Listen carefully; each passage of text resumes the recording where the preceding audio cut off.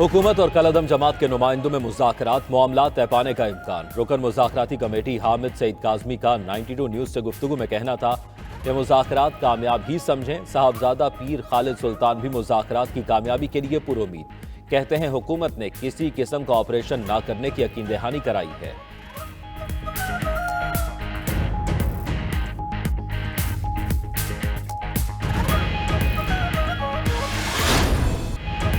वज़ीर आज़म ने वज़रा को कलअदम जमात के खिलाफ सख्त बयानात से रोक दिया। उलमा और मशाइख ने मुलाकात में बाज़ वज़रा के बयानात पर एतराज़ उठाया। साद रिजवी की रिहाई का मुतालबा भी किया। इमरान खान ने कहा, अदालतें रिहा करती हैं तो एतराज़ नहीं होगा। लॉन्ग मार्च पर तशद्दुद और खून खराबा नहीं चाहते। पुलिस ने तशद्दुद का रास्ता नहीं अपनाया। फायरिंग मुजाहिरीन ने की।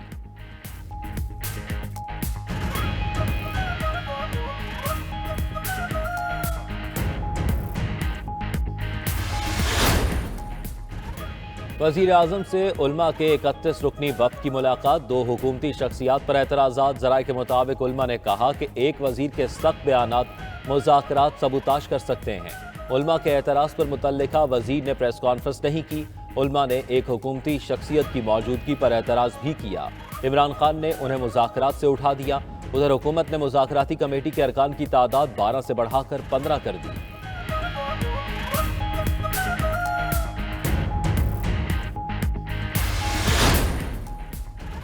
कलअदम तंजीम का लॉन्ग मार्च शुरका वजीराबाद शहर में मौजूद रेंजर्स के दस्ते दरियाए चनाब से वजीराबाद बाईपास के करीब पहुंच गए। रेंजर्स के साथ पुलिस की भारी नफरी भी तैनात। जीटी रोड पर जगह जगह रुकावटें। रावलपिंडी में मरी रोड और दीगर सड़कें बंद। कई शहरों का जमीनी राब्ता 10 रोज से मुनक़ता। शहरियों को परेशानी का सामना।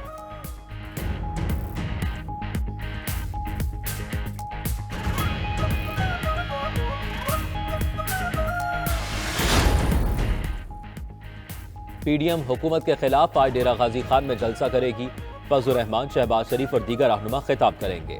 मरियम नवाज जलसे में शरीक नहीं होंगी। तर्जुमान नून लीग मरियम औरंगजेब का कहना है कि मुल्क में तारीखी महंगाई, बेरोजगारी और मुआशी तबाही है।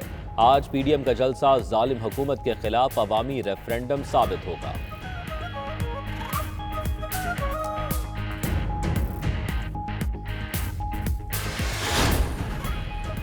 अमन अमान की खराब सूरत हाल। पंजाब हुकूमत ने NA 133 का ज़िमनी इलेक्शन मुलतवी करने की दरखास्त कर दी। इलेक्शन कमीशन दरखास्त पर फैसला पीर को करेगा। हल्के में इलेक्शन 5 दिसंबर को शेड्यूल है। नून लीग की इलेक्शन मुलतवी करने की मुखालिफत। ख्वाजा साद रफीक का कहना है, PTI बदतरीन शिकस्त से बचने के लिए फरार चाहती है, उन्हें भागने नहीं देंगे।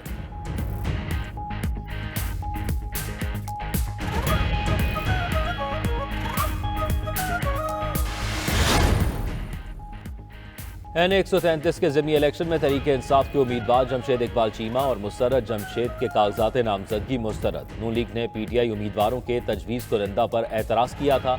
जमशेद इकबाल चीमा का अदालत जाने का ऐलान। कहते हैं, तजवीज़ और तायद कुरिंदा इसी हल्के में रहते हैं। गलती नादरा और इलेक्शन कमीशन की है।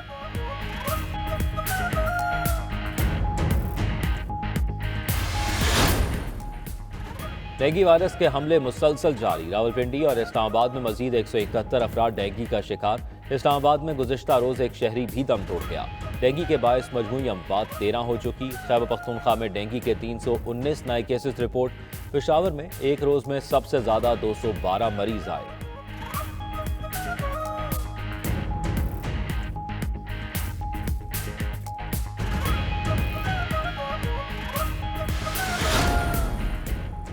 फेडरल बोर्ड ऑफ रेवेन्यू की तारीख साज टैक्स कलेक्शन 37% ज्यादा वसूलियों पर वजीर आजम की FPR को मुबारकबाद। इमरान खान ने कहा, पहले 4 माह में 1840 अरब रुपए के टैक्स महसूलात मजबूत मुआशी कारकर्दगी का नतीजा है। तर्जुमान वजारत खजाना के मुताबिक जुलाई से अक्टूबर तक 500 अरब से ज्यादा टैक्स कलेक्शन की गई।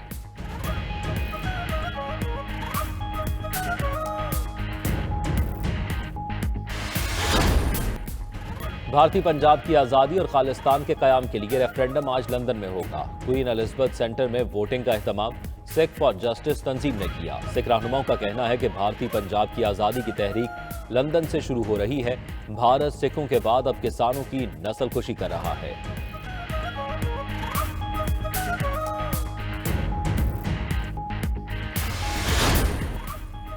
आलमी रहनुमा तारीखी कॉरपोरेट टैक्स मुआहदे पर मुत्तफिक हो गए। बड़े कारोबारी इदारों के मुनाफे पर कम से कम 15% टैक्स लगेगा।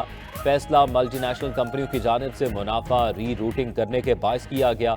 G20 इजलास में अमरीका की तजवीज़ करदा टैक्स डील आज से बाज़ाब्ता अपनाए जाने का इम्कान। उधर अमरीका और यूरोप ट्रंप दौर में आए टैरिफ खत्म करने पर मुत्तफिक हो गए।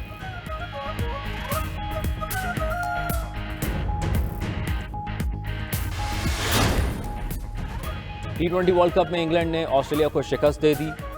जोस बटलर के शानदार और नाकाबिले शिकस्त 71 रन 125 रन का हदफ 12वें ओवर में पूरा कर लिया। जनूबी अफ्रीका ने श्रीलंका को 4 विकेटों से हरा दिया। मेगा इवेंट में आज दोपहर 3 बजे अफगानिस्तान का मुकाबला नामीबिया से होगा। शाम 7 बजे भारत और न्यूजीलैंड का जोड़ पड़ेगा।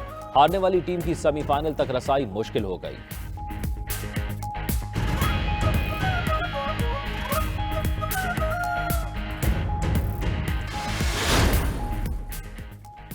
और बहादुर नौजवान की डाकू से लड़ने की वीडियो सोशल मीडिया पर वायरल। गैस स्टेशन पर मास्क पहने डाकू ने नौजवान पर पिस्तौल ताना तो नौजवान ने फुर्ती से पिस्तौल छीना और डाकू को काबू कर लिया।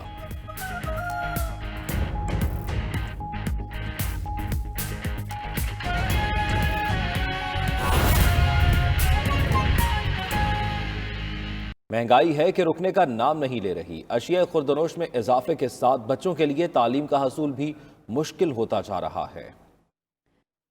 किताबों और कलम की कीमतों में भी इजाफा होता जा रहा है, जिससे तुलबा और वालिदैन परेशान है। इस वक्त हमारे साथ नुमाइंदा 92 न्यूज़ समीउल्लाह खान मौजूद है। इसी पर उनसे मज़ीद तफसीलात जानेंगे। समीउल्लाह बताएगा कि बच्चों की स्टेशनरी, कलम और किताबों की कीमतों में कितना इजाफा किया गया है।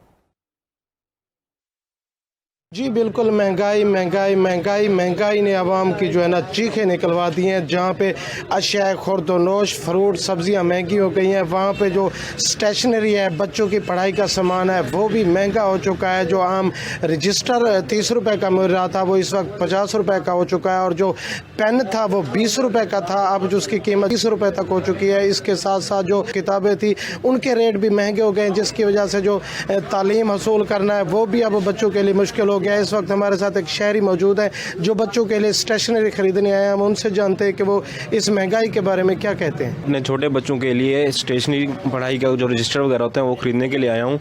जो मैं रेट सुनकर यहाँ पे हैरान हो चुका हूँ कि जो रजिस्टर हम 35 रुपये का, 40 रुपये का खरीदते थे वो अब 50 या 60 रुपये का हो चुका है।